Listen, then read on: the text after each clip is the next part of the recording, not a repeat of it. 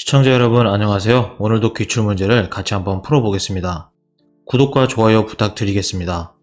오늘은 130회 2교시 서술형 1번 문제가 되겠습니다. 댐의 재체나 기초지반의 누수 원인 하나 물어봤고요. 방지 대책에 대해서 물어봤습니다. 이 문제는 제방의 누수 원인 대책하고 조금 비슷한 유형이다. 그러면서 조금 중요한 문제가 되겠습니다. 이런 문제는 한번 꼭 풀어보셔야 되겠죠.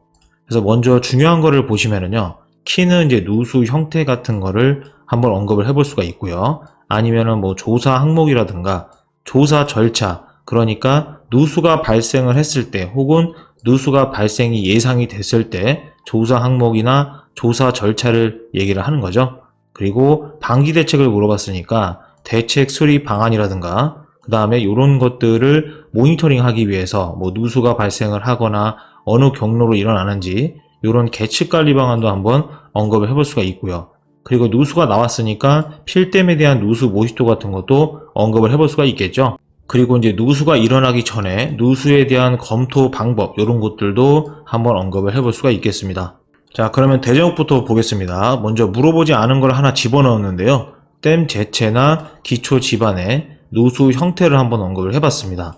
그 다음에 문제에서 물어본 댐의 재체하고 기초 지반의 누수 원인을 이제 언급을 했고요. 그 다음에 마지막으로 댐 재체하고 기초 지반의 누수 방지 대책, 요거를 잘 써야 되겠죠.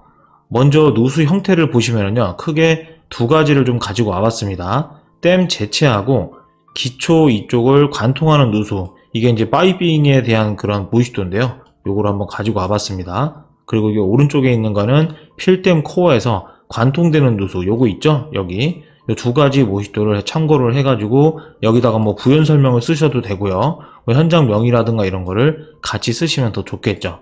자, 그 다음에는 댐의 재체하고 기초 지반의 누수 원인에 대해서 살펴보면요. 먼저 이제 재체하고 기초 지반을 물어봤으니까 재체를 먼저 언급을 해주면 좋겠죠. 부적절한 다짐이라든가 조인트 실링도 이제 부적절했을 때 재체에서 누수가 발생한다. 이렇게 이해를 하시면 되고요. 노후화가 되는 경우 뭐 어떤 영향에 의하냐면 수압이라든가 동결이라든가 동해에 대한 영향 이런 게 있을 수가 있겠죠. 그리고 또 뭐 침전이라든가 이동이 되면서 재체에 이제 구멍이 발생하는 경우도 있습니다.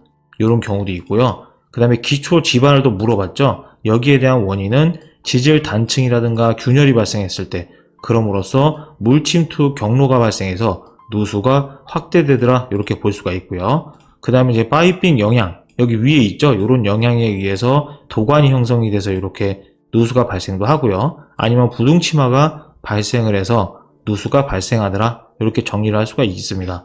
자, 그러면 다음은 이제 누수 방지 대책을 보겠습니다. 먼저 설계에 대한 부분 이렇게 한번 나눠봤어요. 설계 부분에서는 토양이라든가 암석, 지하수 이런 것들에 대한 뭐 조사 항목이라든가 조사 절차를 준수를 해서 사전에 댐의 재체나 기초 지반에 어떠한 누수가 발생을 할 수 있을지 그런 요인들을 분석을 하는 거죠. 누수가 불가피하게 발생하는 걸 예측이 된다. 그러면 불침투성 코어를 적용을 한번 해볼 수도 있습니다. 이렇게 볼 수가 있고요. 시공 부분에서는 이제 차단벽을 설치를 한다. 뭐 수직 방향이나 수평으로 설치를 한다든가 아니면은 이제 그라우팅을 집안에 주입을 해가지고 차단벽을 형성한다. 이렇게 볼 수도 있고요. 아니면 이제 배수 시스템을 운영을 하는 거죠. 혹은 침식 방지용 토목 섬유를 활용을 해가지고 시공을 할 수도 있겠다. 이렇게 볼 수가 있고요. 그리고 마지막으로 유지관리 쪽에서는 계측이나 누수에 대한 주기적인 모니터링을 실시를 해서 거기에 맞는 누수 대책을 수립을 하는 것도 하나의 유지관리 대책이 되겠습니다. 정리는 이제 여기까지 하겠습니다. 감사합니다.